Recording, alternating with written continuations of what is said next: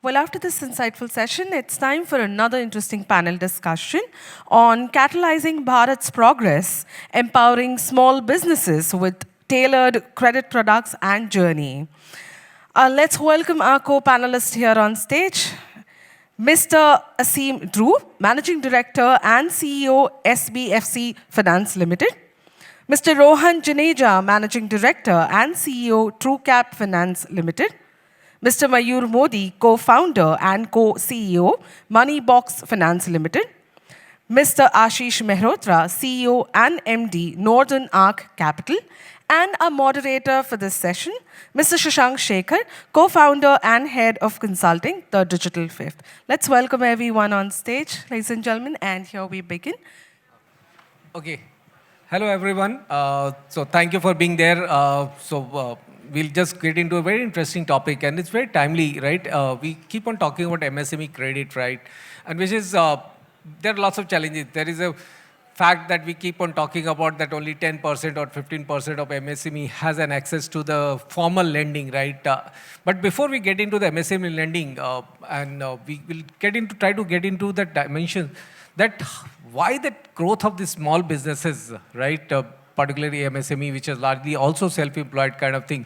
Why it's critical for their growth is critical for the country growth, right? And country growth, when we talk about, let's say like Bharat progress, right? When the large part of the India lives into that. So with that, I will start with Aseem. If you can guide us that why it is critical for MSME growth, leading to the country's growth, and then what are the role that of the credit that you think into play into that?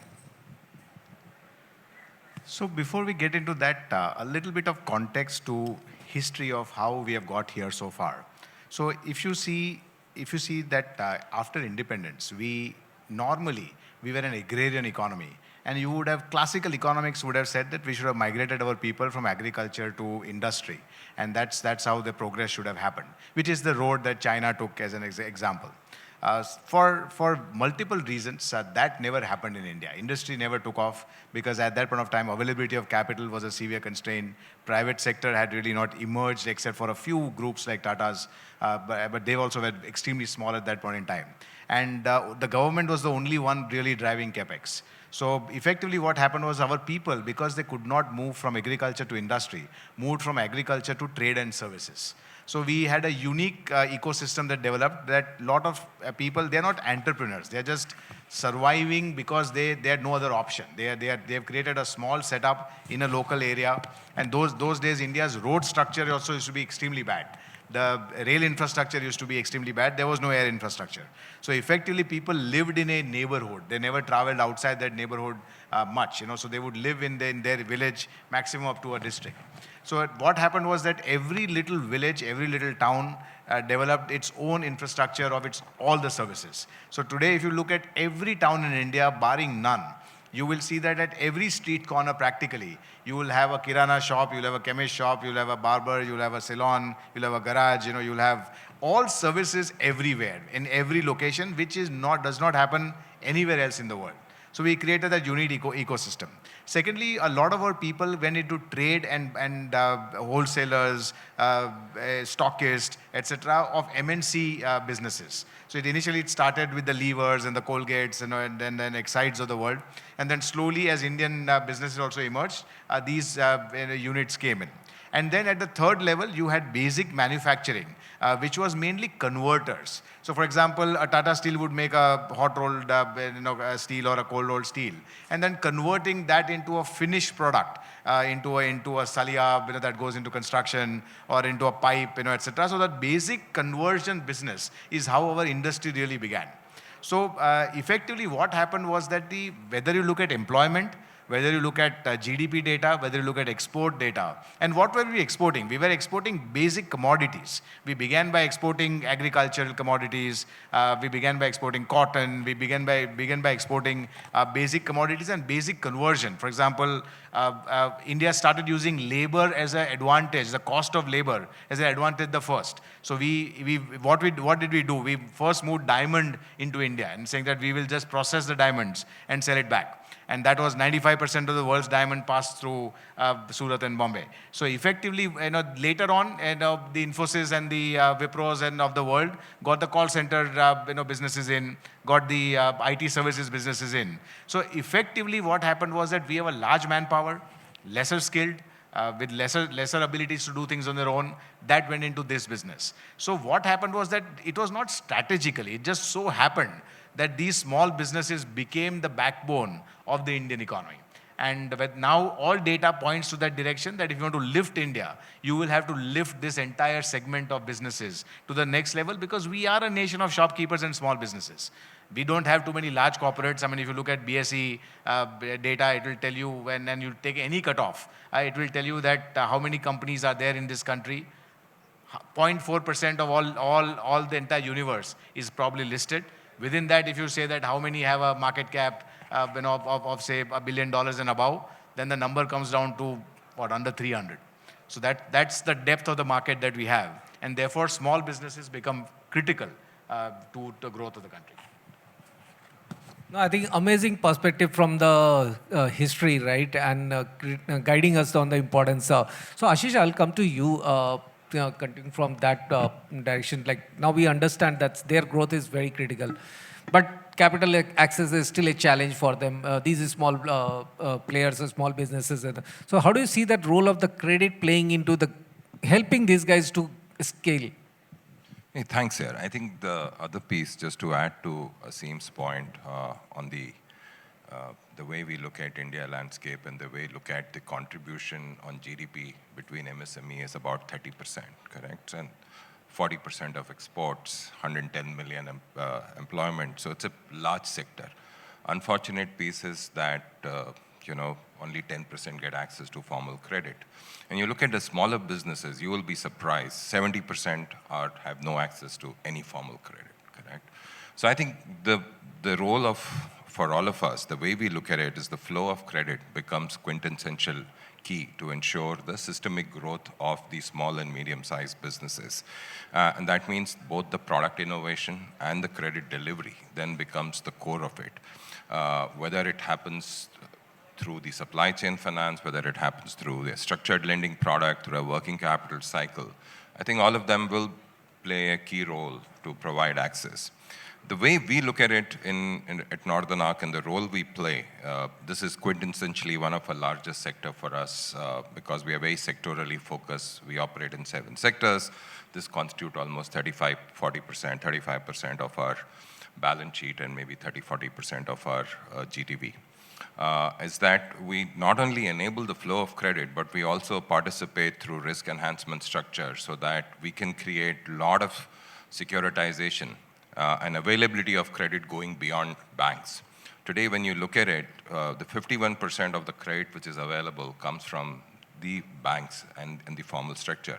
About 30% comes from commercial papers and NCD, and I think that's a big opportunity for us to take some of these smaller non-bank finance companies, for people who are enabling flow of credit, to create structured solutions for them to have access to credit capital. I think that's going to be key if we need to see a growth on this and for the growth of the economy.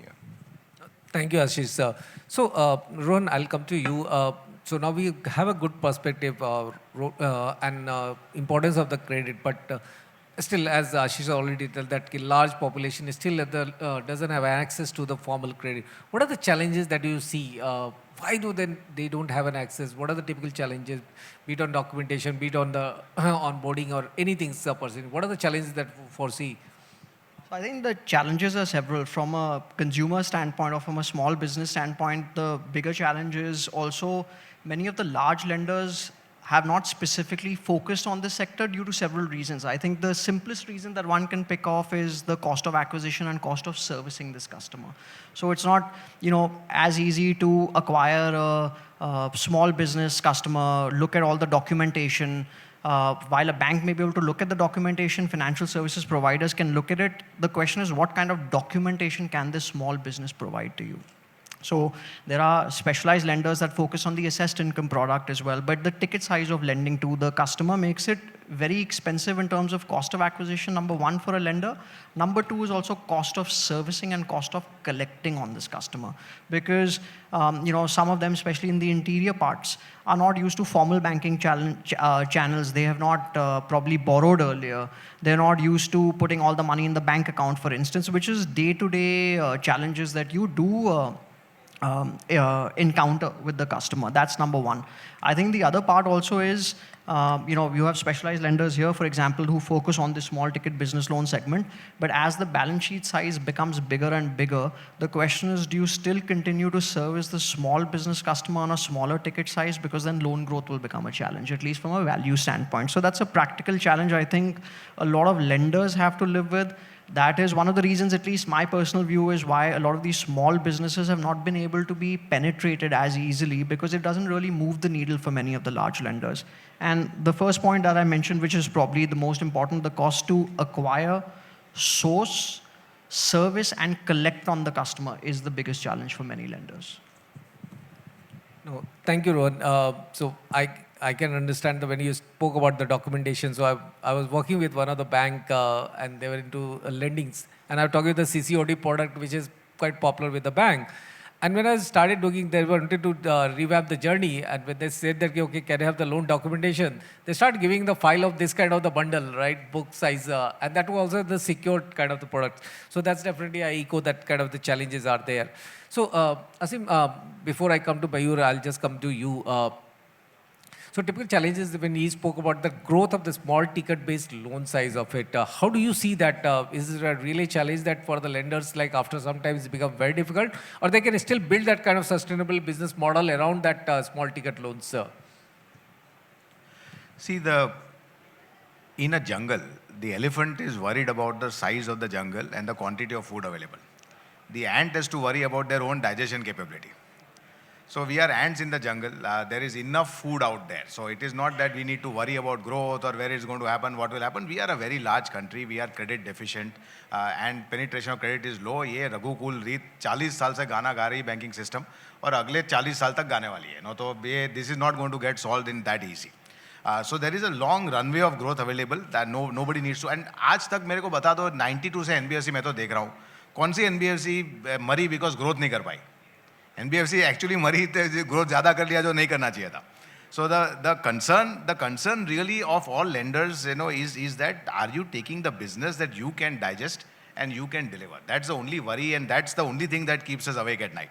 The concern is not whether the market exists or whether you can grow. There is enough out there to grow, because see, what are we solving for? We're not solving for an experience. We are solving for access.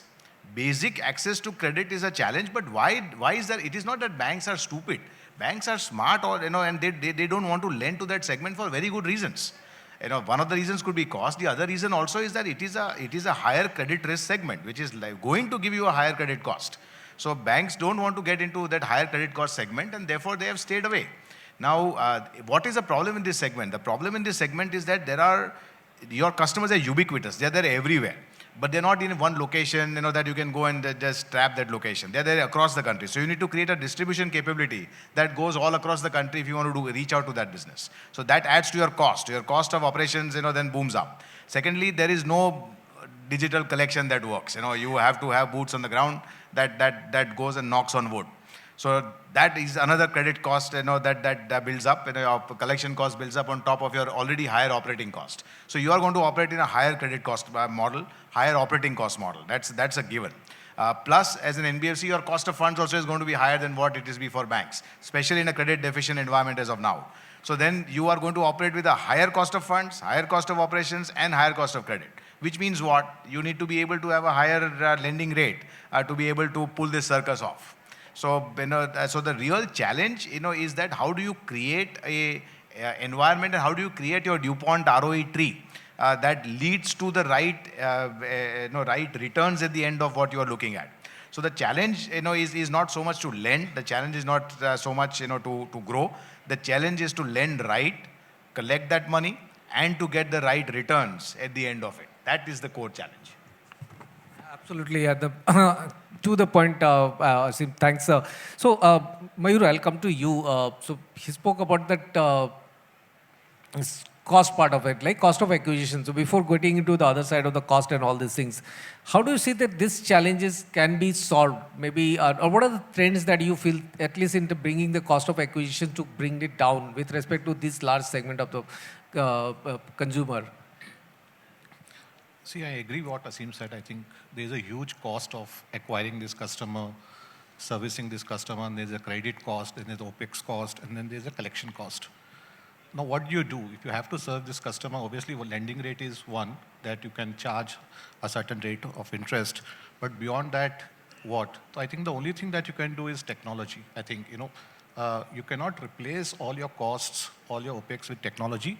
But wherever there is an opportunity to kind of, bring that down, I think we do that. I think the only thing is that bit by bit, keep kind of chipping off your OPEX, your collection, wherever a collection is a challenge because you need to have feet on street. There is a continuous follow-up that you need to do. OPEX is going to be high. So one is that. I think the other part which adds to the cost is once you have identified a good customer as per your risk appetite and you have retained that customer, the other thing is how do you make sure that that loyalty is there so that at least, if that cost is high in the first year, at least you kind of recover some part of the cost in second year, third year, fourth year by doing kind of a repeat or a top-up loan. I think that creating that customer loyalty is very important to kind of bring that cost over a period of time because that acquisition cost in the second cycle, third cycle would probably come down significantly, right? So we do a couple of things in terms of bringing that cost down significantly because 60-65% of our portfolio is cattle loans. And also we said, okay, fine, these are cattle loans. We give them credit in the first instance, but what is the real problem that they face? So one of the real problems that they faced was the veterinary cost that these cattle owners have because there's a huge cost that they incur on a monthly basis to kind of maintain the health of the cattle. We said, okay, fine, what we will do is we'll provide you free cost doorstep service for veterinary. We started hiring doctors, veterinary doctors into our company, and then we started giving them free services.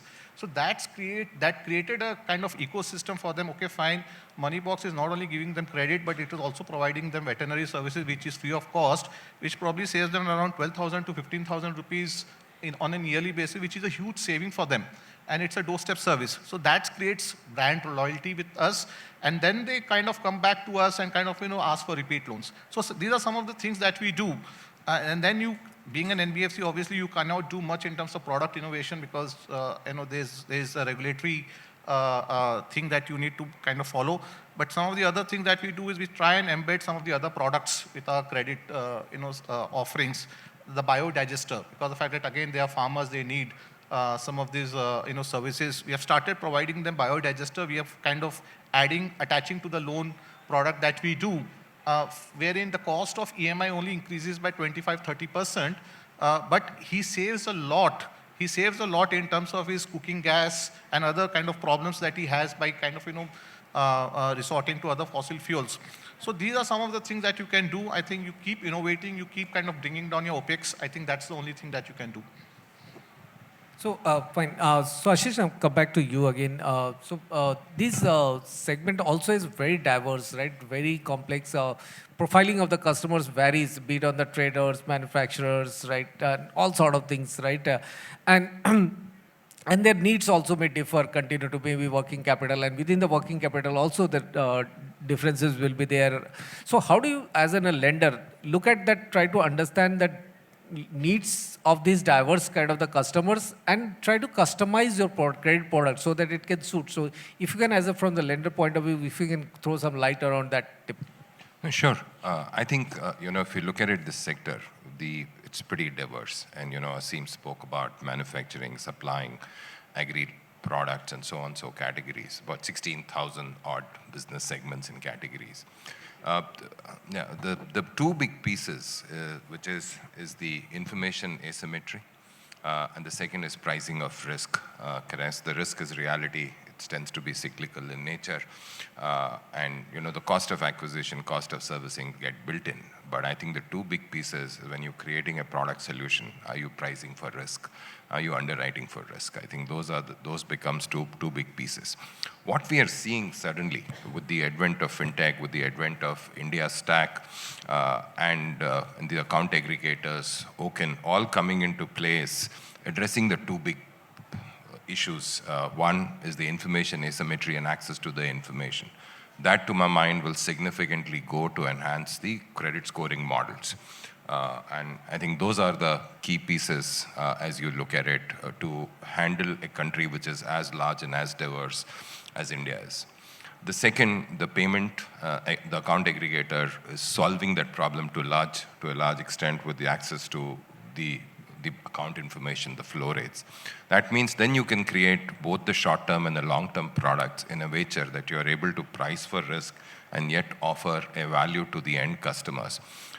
Across 50, 60 non-bank finance companies who are just focused on this sector, where we see large amount of flows through our pipe, both in our balance sheet, on our structured finance solution, in our asset management business, is that we're seeing the quality of innovation and delivery, which delivers the value to the customer at a cost and able to price it rightly. I think those are becoming big pieces, whether it's short-term credit, long-term credit. And then back of it, we are able to create solutions like, securitization of your receivable finance, which tends to be short-term in nature. But how do you create sufficient capital and sufficient liquidity for the lenders to operate? I think those are becoming big plays, to my mind, to structurally solve the problem. Rohan, anything you would like to add into that, what Ashish said? Because how do, as a lender, you are, and especially when you are also having the gold-backed business loans, right? Try to understand the requirements and try to meet those with customization of the loan product, credit product for them.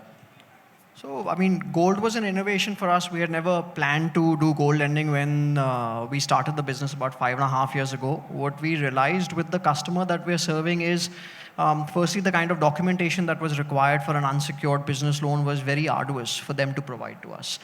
Even very simple nuances like, many of them bank with PSU banks and cooperative banks where it's not easy for them to pull up a PDF from the printer. So you got to go to the bank, get a PDF document, then provide it to you.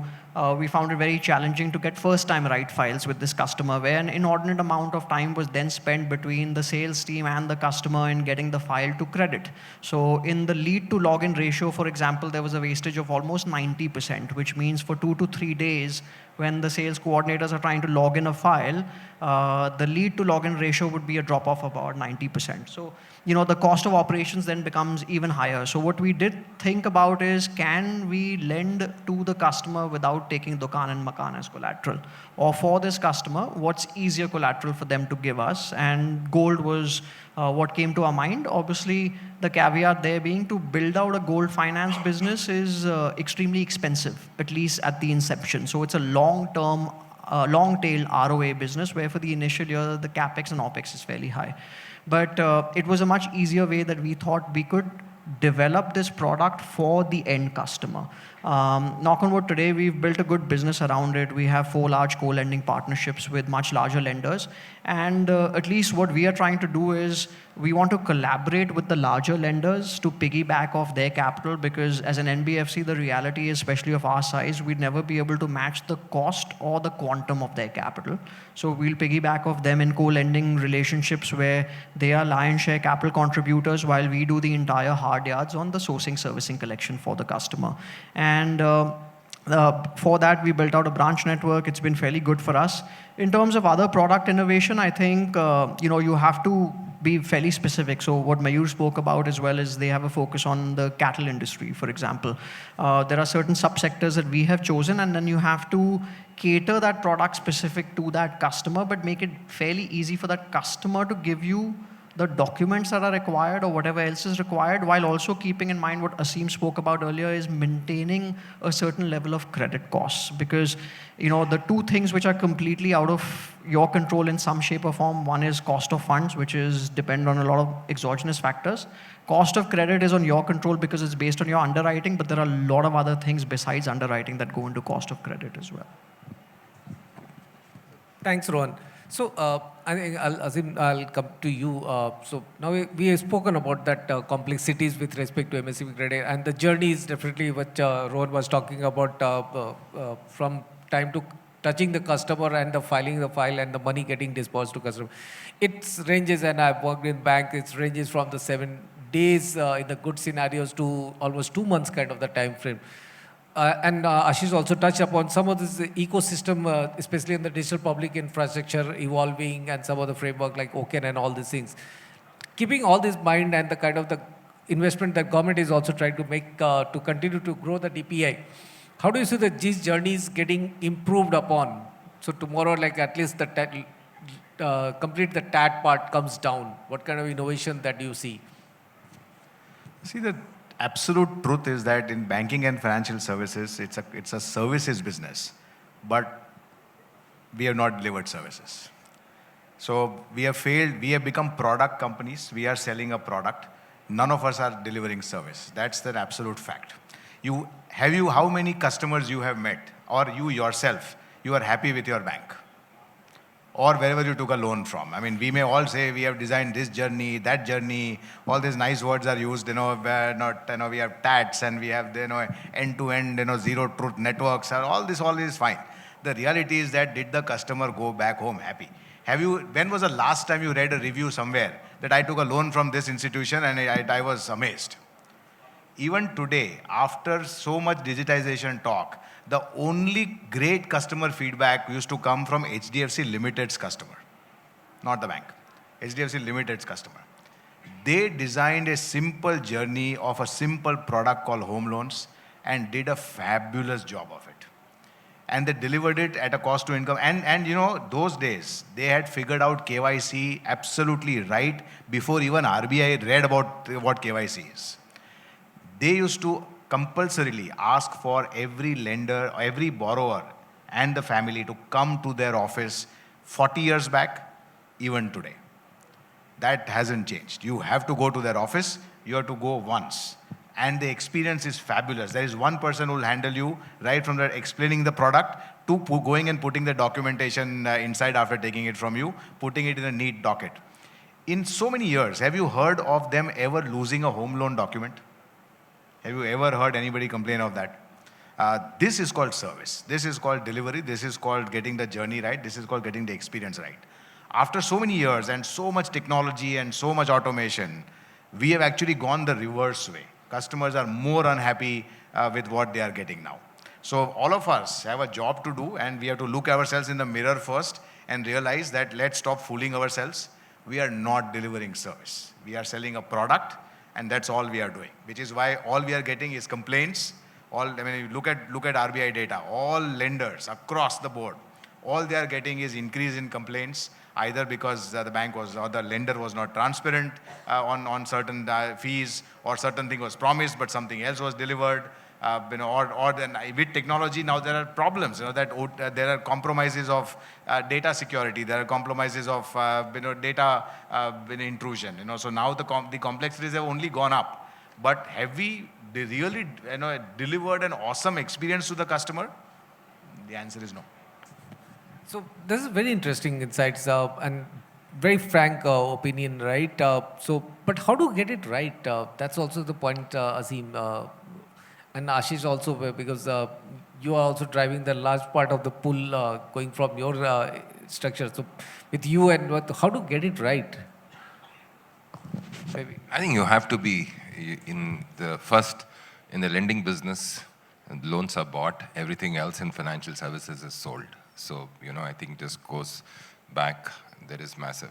The core is if you don't keep customer in the center and you get confused with so much of technology, you will never get the journey right. Having looked through it across the sectors, across product lines, I think the only people who really differentiates and win in the long term, who have an ability to keep customer in the very center of what they do. Yeah. Whether in your boardroom or in a management committee rooms, you need to have a chair for your customers, and somebody needs to be obsessed with what it means to customer. Clearly, if you look at it, big issue on data securities, data breaches, big issues. In the previous panel, we heard of multiple unsolicited calls and all of that. It will not get solved unless you then entity who's dealing and committed towards servicing looks at it and puts a customer in the very center of everything they do. Every journey they design, every experience they look at it, whether you're delivering a gold loan, whether you're delivering a secured credit, you're delivering an unsecured credit. I think that's the real key to having that obsession, saying, am I going to deliver the value to the customer? And I think then that solves your cost of acquisition significantly. People don't realize it. But if you bring in NPS and real NPS and says how many of your customers going to refer and prefer, I think that's the best testimony of what your real customer is saying. Thank you, Ashish. So, Mayur, coming to you, and we are touching a very important point and engaging with these lending customers, especially these small businesses and all these things. So, how do you try to approach to continue to have an engagement with the customer directly, right, without any intermediary and anybody in between kind of things? How do you ensure that?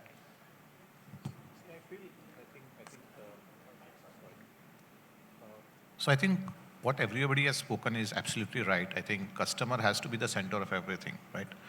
But unfortunately, in our quest to do so many things, I think that sometimes takes a backseat. I think one thing is very important, that how do you be in touch with the customer once the loan has been disbursed to the customer? How do you be in touch with the customer to get that regular feedback in terms of whether he's happy with the services, he's not happy with the services? I think one is that we use our impact officers, vet doctors very effectively, because they keep kind of meeting these customers almost on a daily basis. They kind of they are on calls. We keep receiving those feedback from the ground up. There are other teams which keep on kind of meeting them.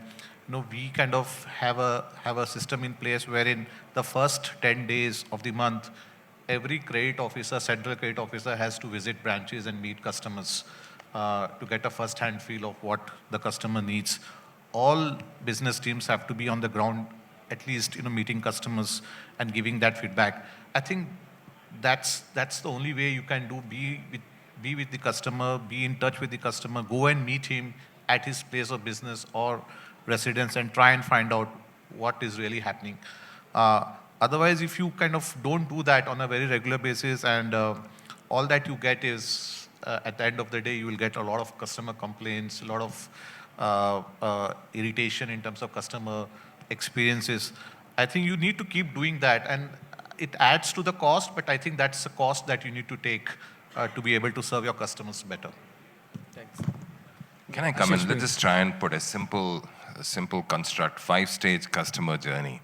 And for everyone to say, how do you plot your customer journey through that 5 stages? The stage 1 is connect, is attract. How are you going to attract the customers? Is your product value proposition right, not right? What you're going to deliver? How are you going to connect with your prospect? How are you going to engage? What is your fulfillment process of delivery of the loan product? And how are you going to deepen relationship? To my mind, the entire customer journey is 5-stage. And if you're not obsessed across the stages of delivering the value to the end customers, your referral rates and your cost will not come down.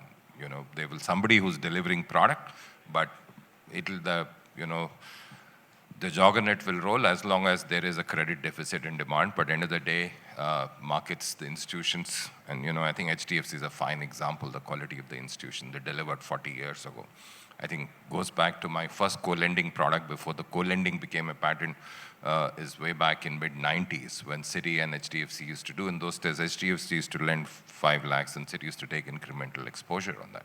So I think that's the core thesis. And if you're able to plot it in the 5-stage, then you know that you're delivering value to your end customers, whether it's a loan, whether it's any product, correct? Whether it's investment, credit, or any of your 5 needs on financial services. Yeah. Thanks. Please. Please. I'll just step in out here. Last week I was having dinner with one of India's largest NBFC CEOs. And I asked him that how many reviews does he take? And he went on for a good 10 minutes telling me this review I take. In none of those reviews, a customer service review, customer experience figured. So the least, the reaction was that yes, we review RBI complaints, but that's not the point. That's not customer service. Are you, what is the level of service your organization is delivering? Even the CEOs, if they hand on heart, if you ask them, and the answer you will get, that they don't. Thanks, Aseem. So before I just continue in the discussion, this is amazing insights coming in. Any question from the audience? Yeah, please, can someone have the mic, please?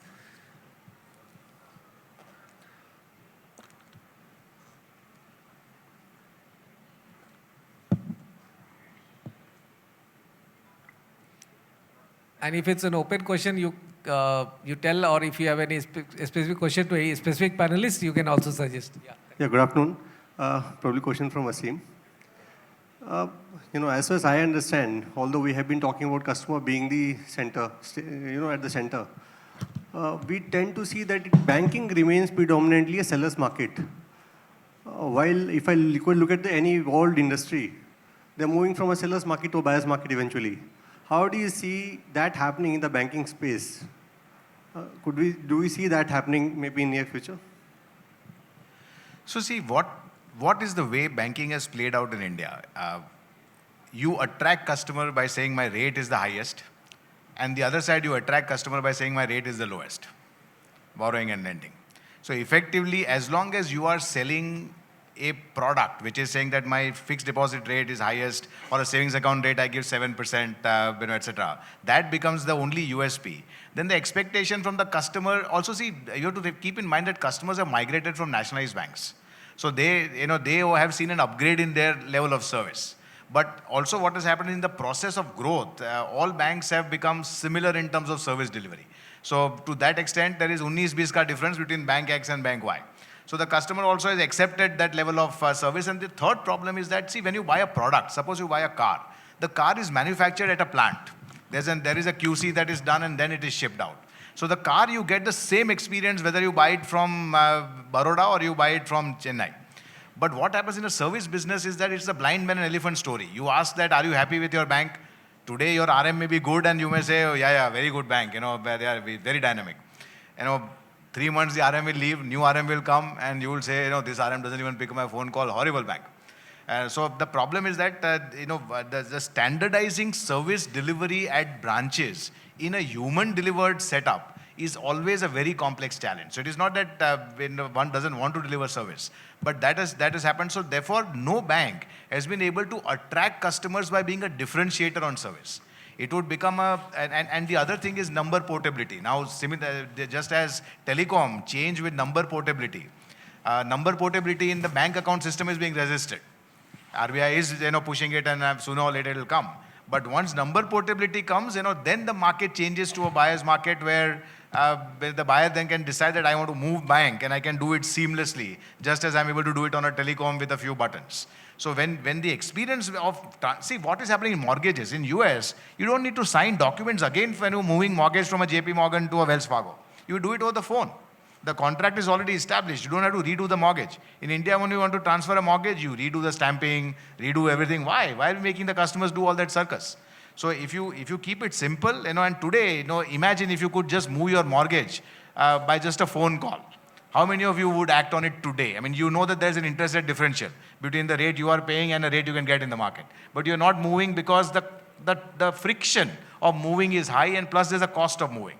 If the friction and the cost is taken away, you will move instantly. Then the banks will have to up the game to be able to retain you, or they know that they will lose you, or they'll have to match the rates. So effectively right now, because we have been historically a capital deficient country, the one who has the money has the upper hand and decides the rules, and the one who is taking the money has the lower hands and accepts the rule without even reading it.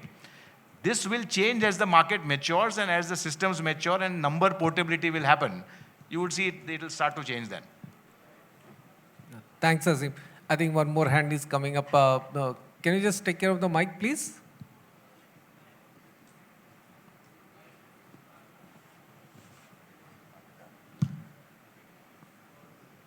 Hello all, I'm Yash Samnarkar from IIT Bombay. To Mayur sir. Sir, how did you started sectorial lending in the cattle sector? See, when we started out, I think, we analyzed a couple of sectors. I think one area we felt where not of many lenders were actually lending was the cattle, because obviously it's a moving asset and it's perceived very high risk, because if there's any problem in the family, I think the first thing that they'll probably sell out is the cattle to get that money.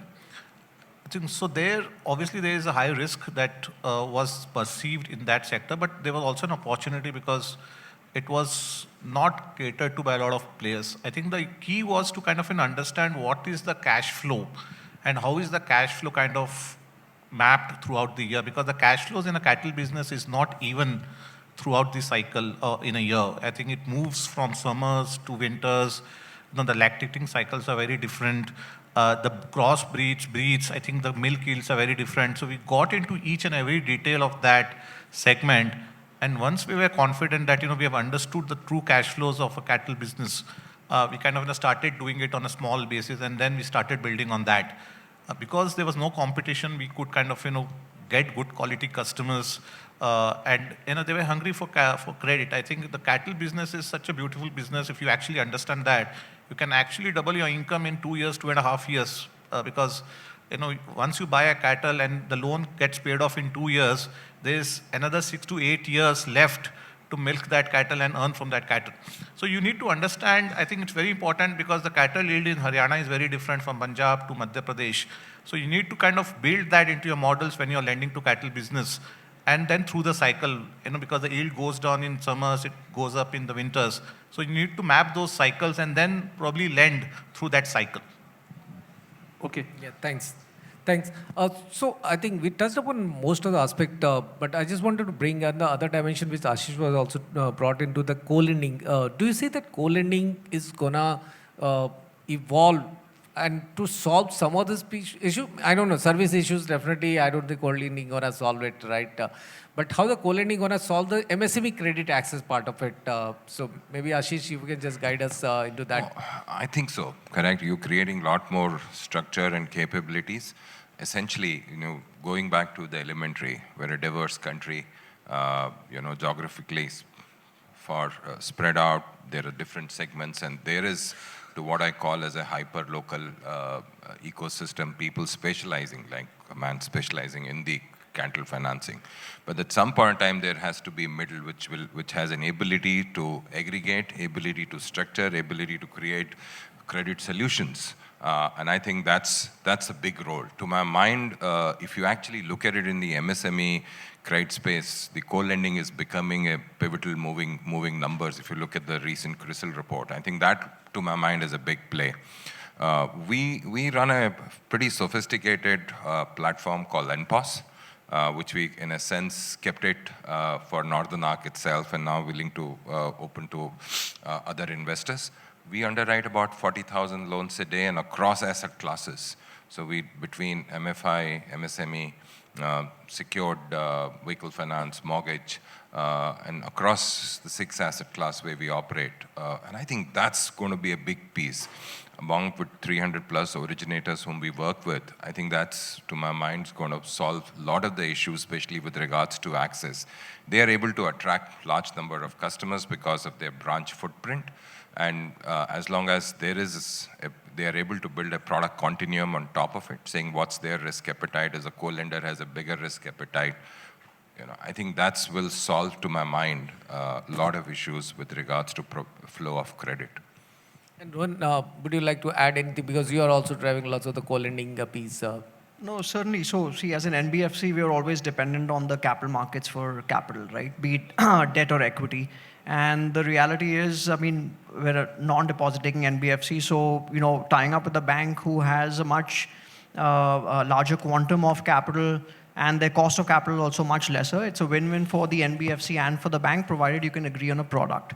The difficult part over here is a tech platform and what you do, because every NBFC, every bank will have a certain policy which may not match with the others. So what we agree with Bank A would be very different with what Bank B may want to tie up with us for in the same product. For instance, someone may want 2-year business turnover, someone else may want 3 years business turnover. So how does a tech platform kind of scale up their platform for one particular product, which may be acceptable for Bank A with NBFC A, but not for Bank B with NBFC A.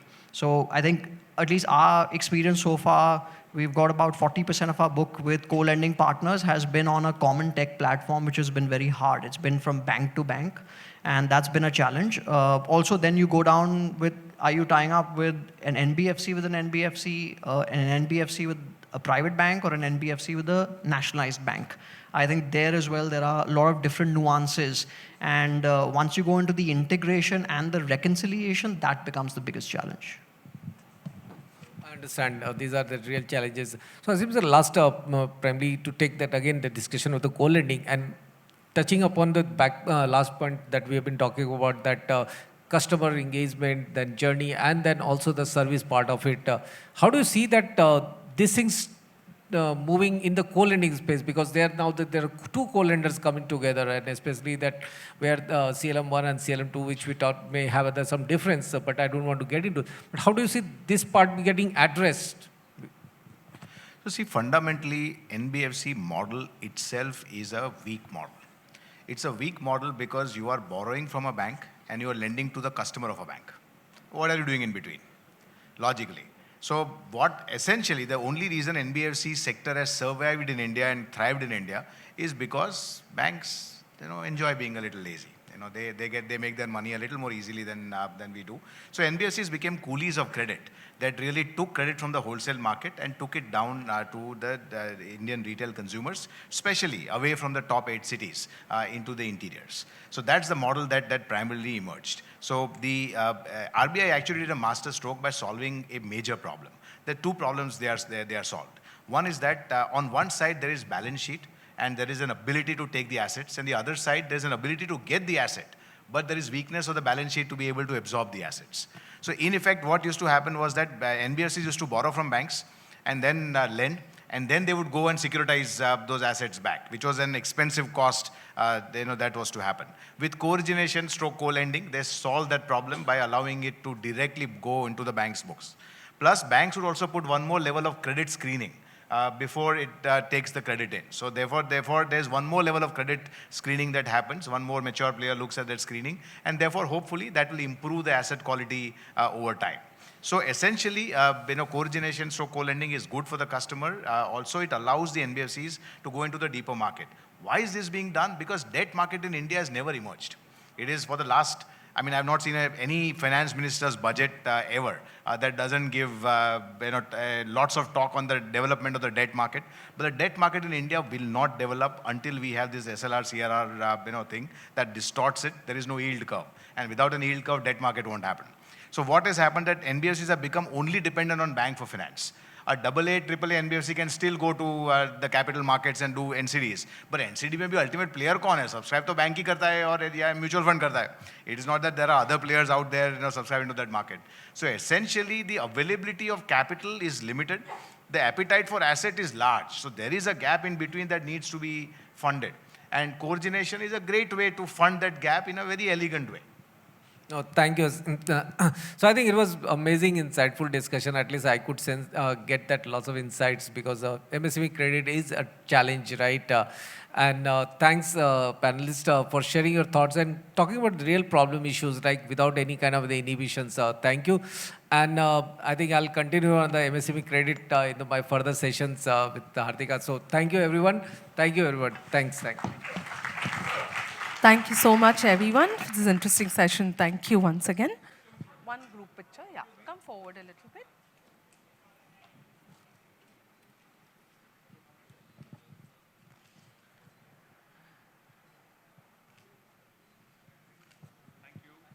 Thank you.